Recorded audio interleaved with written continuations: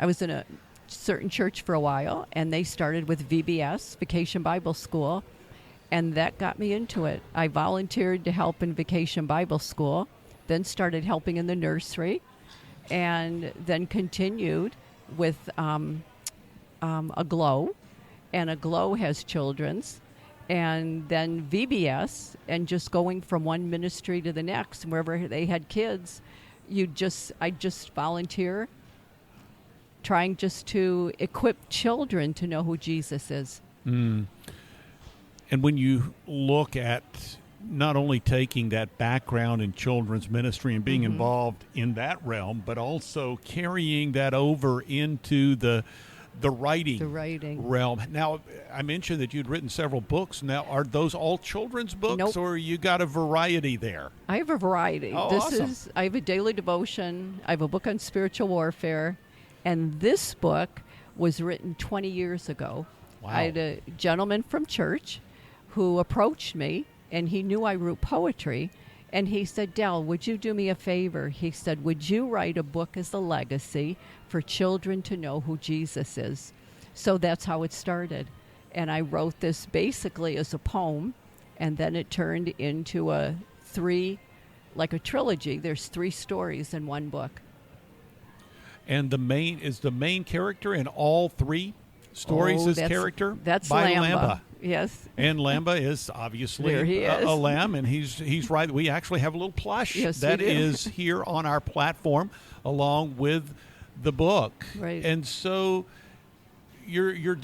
kids love animals. Yeah.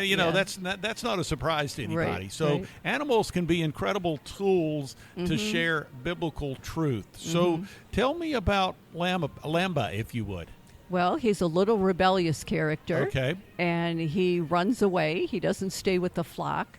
And as he runs away in the first book, which is Lamba in Bethlehem, he finds Jesus at the manger. And that's the first book. And then he comes back home. He runs away a second time, and he ends up in Jerusalem.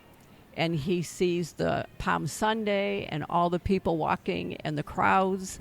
But he meets Jesus. He's lost at night. He doesn't know where he is. He sees someone praying on a hill, and he realizes it's Jesus. And he sits by Jesus, and Jesus tells him to go home. So he goes home, but he runs away a third time.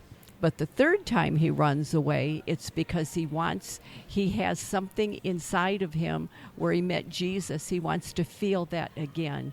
So he goes back to Jerusalem in the third book, which is Lamba, the empty tomb, and he finds the empty tomb. And that's the Easter book. So you're talking about a rebellious lamb. Yep. And it calls to mind, I'll just throw this out to you, Del, as Jesus talked about the sheep herder, the shepherd, that had the 100 sheep.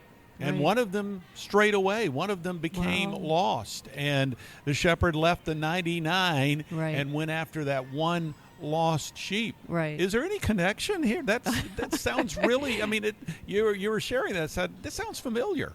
I think that's it. And that's it. When he comes to see Jesus, Jesus tells him to put his head on his lap. And it's really interesting you say that, because that's it. That's how Jesus calls us to himself. Come to me, all you who are weary. And that's what he did. I will give you rest.